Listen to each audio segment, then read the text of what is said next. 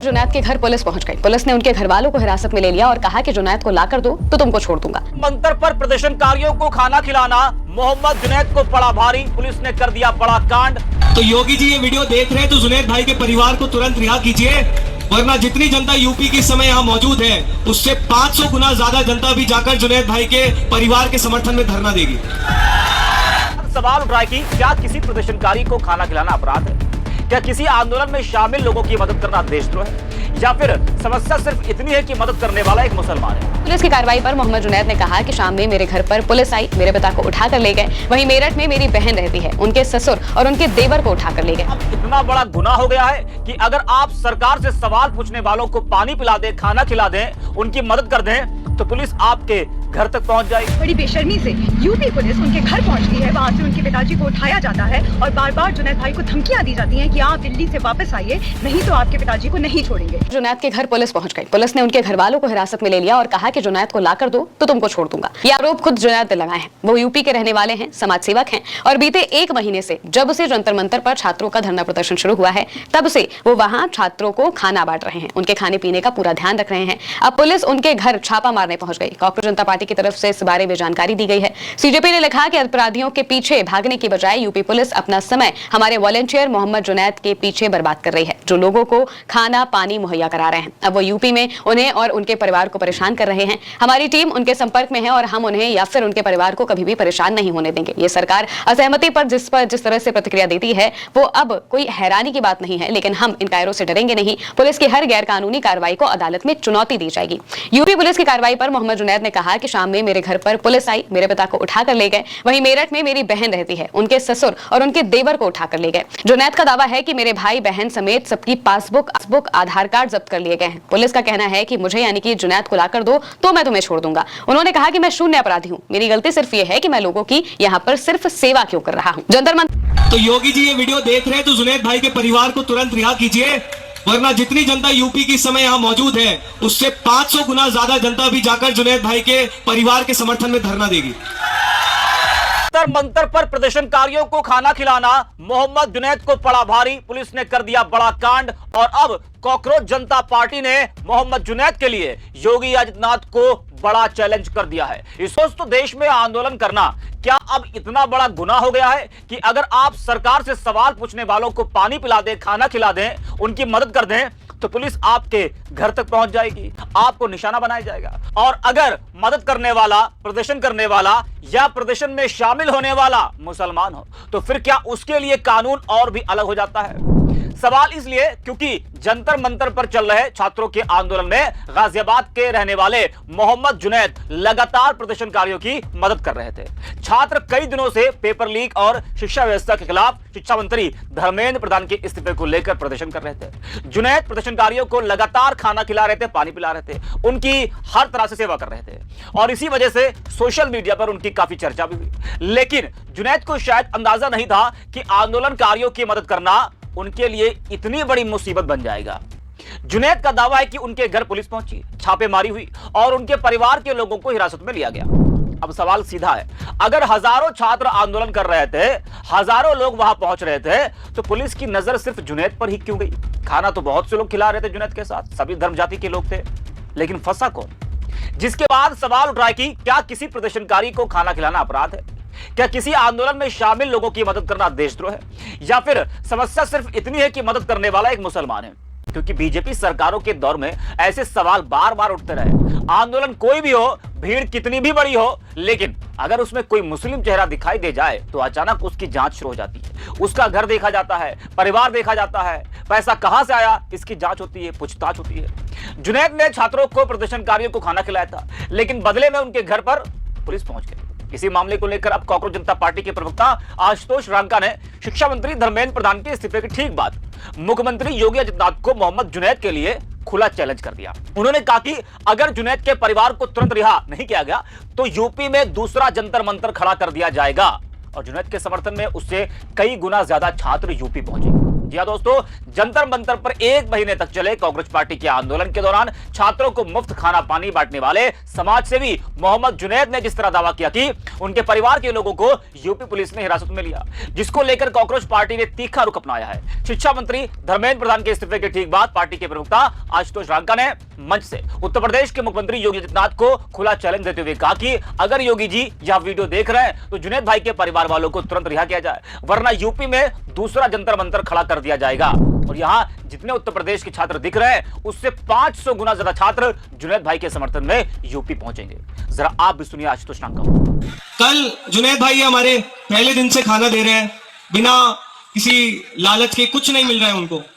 पहले दिन से सरकार उनके पीछे पड़ी है, आईबी वाले पड़े हैं, सीआईडी वाले पड़े हैं। परसों उनके पूरे परिवार को उठा के जेल भेज दिया, डिटेन कर लिया। गाजियाबाद के रहने वाले हैं जुनैद भाई। यूपी से कितने लोग एक बार बता देना।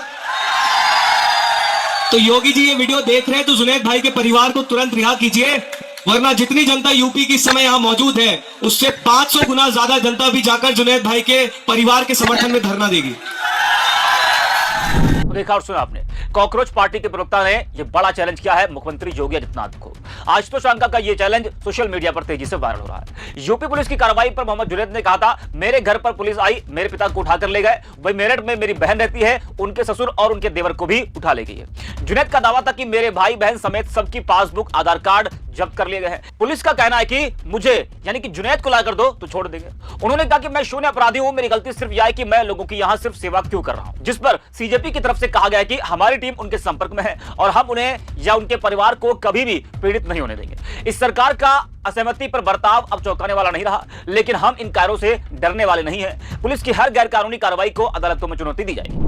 तो अब सबसे बड़ा सवाल यही, क्या बीजेपी सरकार ने कसम खा ली है कि मुसलमान को किसी भी कीमत पर छोड़ा नहीं जाएगा? वो आंदोलन करे तो मुसीबत, वो आंदोलन में शामिल हो तो मुसीबत, वो आंदोलनकारियों को खाना खिलाए, पानी पिलाए तो मुसीबत। आखिर ये कैसा लोकतंत्र है जहां सरकार से सवाल पूछने वालों को तो निशाना बनाया जा रहा है, लेकिन अब सवाल पूछने वालों की मदद करने वालों को भी डराया जा रहा है, धमकाया जा रहा है।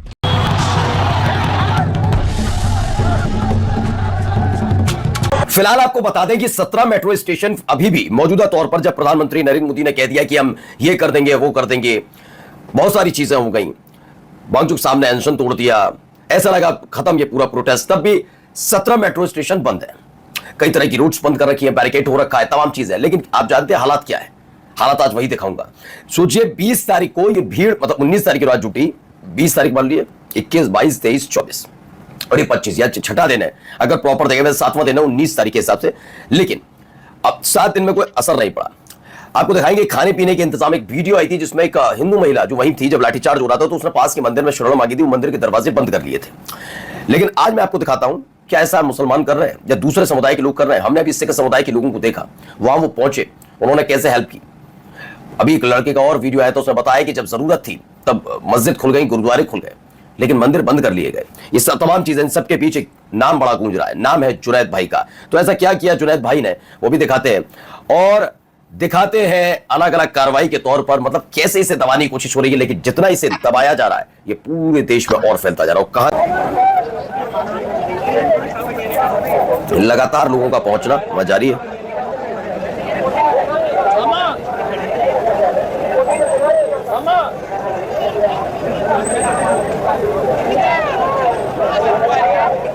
ये देखते चलिए।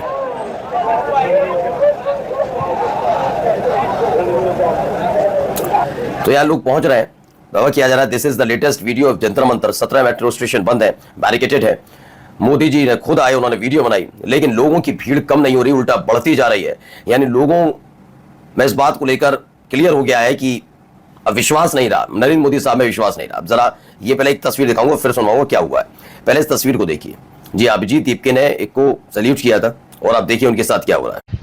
साथियों, जंतर मंतर पे चल रहे आंदोलन में एक व्यक्ति है जिनका नाम है जुनैद, जिनके बारे में हम सभी जानते हैं, जो पहले दिन से वहाँ मौजूद हैं और लगातार प्रयास करते हैं कि हम तक पानी पहुँच पाए, हम तक खाना पहुँच पाए। तमाम स्टूडेंट्स का वहाँ पर ध्यान रखते हैं। कल रात बड़ी बेशर्मी से यूपी पुलिस उनके घर पहुँचती है, वहाँ से उनके पिताजी को उठाया जाता है और बार बार जुनैद भाई को धमकियाँ दी जाती हैं कि आप दिल्ली से वापस आइए, नहीं तो आपके पिताजी को नहीं छोड़ेंगे। यही नहीं, उनके नाबालिग भाई को भी लगातार पुलिस के द्वारा परेशान किया जा रहा है। उनकी पासबुक पुलिस ने जब्त कर ली है, उनके आधार कार्ड्स पुलिस ने जब्त कर लिए हैं और आज बहुत ही बेशर्मी से मेरठ में जहां उनकी बहन रहती है वहां पर पुलिस पहुंच जाती है और उनके फादर इन लॉ और उनके देवर को भी वहां से गिरफ्तार करके पुलिस लेकर जाती है। हम पुलिस से और इस भाजपा सरकार से ये कहना चाहते हैं कि इस तरह की टारगेटिंग, इस तरह की विछंटिंग अब इस देश में बर्दाश्त नहीं की जाएगी। जुनैद भाई पहले दिन से हम सबके साथ खड़े हैं, आज जरूरत है कि हम सब उनके साथ कंधे से कंधा मिलाकर खड़े रहे और पुलिस के और भाजपा सरकार से जवाब मांगे कि आखिर क्यों आप इस आंदोलन को खत्म करने पे इस तरह से तुले हुए हैं, क्यों आप जुनैद भाई को इस तरह से टारगेट करने पे तुले हुए हैं। खैर ये बेशर्मी है और ये बेशर्मी है, विशुद्ध रूप से बेशर्मी है। ये क्लियर क्या ही कहा जाए, और बेशर्मी कोई पहली दफा नहीं है, ये तो होना ही था जुनैद भाई के साथ, क्योंकि इसी बेशर्मी के लिए सरकार जानी जाती है। मैं पूरी जिम्मेदारी आपका, ये पत्रकार होकर आप एक पक्ष, जब सरकार अपनी हुकूमत के दम पर अत्याचार पर उतरे तो उसको बेशर्म कहने से कोई पीछे नहीं, क्योंकि वो राजा नहीं है। हम जैसे टैक्स पेयर के पैसे पे पलने वाली सरकार, और ये पुलिस भी, ठीक है ना। जंतर मंतर में छात्र छात्राओं के लिए पानी का इंतजाम, खाने का इंतजाम करने वाले जुनैद भाई को उन्होंने अपना फ्लैट बेचकर ये सब किया था, और सोचिए क्या हो रहा है ना। देखिए यही है वो, जरा सुनिए क्या कह रहे हैं। कल शाम में मेरे घर पर पुलिस आई, मेरे पिताजी को लेकर गई उठा करके। मेरी बहन रहती है मेरठ में, उनके ससुर को और उनके देवर को उठा के लेके गई। बहन भाई हैं, मेरे पिताजी माताजी, सबकी पासबुक वो जब्त कर लिए, सबके आधार कार्ड जब्त कर लिए। ये कह रहे हैं कि मेरे थाने में कि मुझको लाके यहाँ पे दो तो हम आपको छोड़ देंगे। अब सोचिए ये स्थिति बनी है, फिर कहा जाए कि कुछ कहिए मत। आइए आगे देखिए, जितना और करोगे उतना और ज्यादा उत्पो।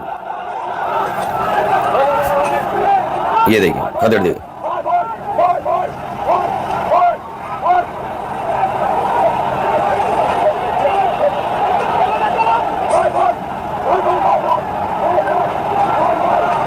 अब उधर से इधर खदेड़ दिए गए,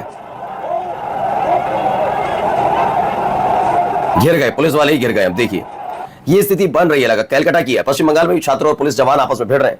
देश के युवाओं और देश के जवानों को आपस में लड़ाकर ये सरकार एसी में बैठकर मजे कर रही है। पहले यहां थोड़ा सा मैं करेक्ट कर दूं, यहां मैं करेक्ट करूंगा थोड़ा। यहां पर केवल पश्चिम बंगाल की पुलिस नहीं है, केंद्रीय सुरक्षा बल भी लगा रखा है, कहा गया था, याद है।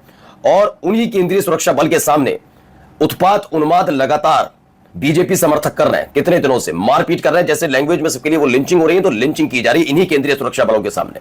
यही कलकत्ता की पुलिस है, यही पश्चिम बंगाल की पुलिस है जो नेताओं को कपड़े उतरवा के परेड करवा रही है।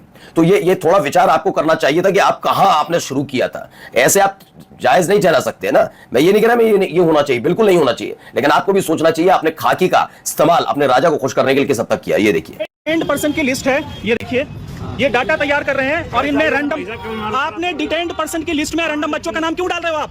आपने उतनी लिस्ट तैयार कर रखी है, कल को आप इन बच्चों को बुलाओगे नोटिस देके पूछताछ करने के लिए। ये बहुत पुरानी कहानी है, ये बहुत पुरानी कहानी है। और नेम प्लेट कहाँ है आपका? नेम बैच कहाँ है आपका? नेम बैच कहाँ है? मैं आप जस्ट इतना सवाल कर रहा हूँ कि आपका नेम बैच कहाँ है। और ये डिटेन्ड पर्सन की लिस्ट में आप रैंडम बच्चों जो मेट्रो स्टेशन जा रहे हैं, Jamia metro station gate number 2 है, और ये लोग यहाँ रैंडम बच्चों को रोक के और उनका नाम डिटेन्ड पर्सन की लिस्ट में डाल रहे हैं। और कल को उनको, ये बिल्कुल सही बात उठाई है। जामिया में प्रोटेस्ट में जाने वाले छात्रों के दिल्ली पुलिस नाम नोट करिए, आखिर क्यों? ताकि बदला ले सको। यही काम के लिए जाने जाते हैं, जो बैठा हुआ है इनका आका वो इसी काम के लिए जाना जाता है, इस ध्यान रखिएगा। ये देखिए बंगाल में देखते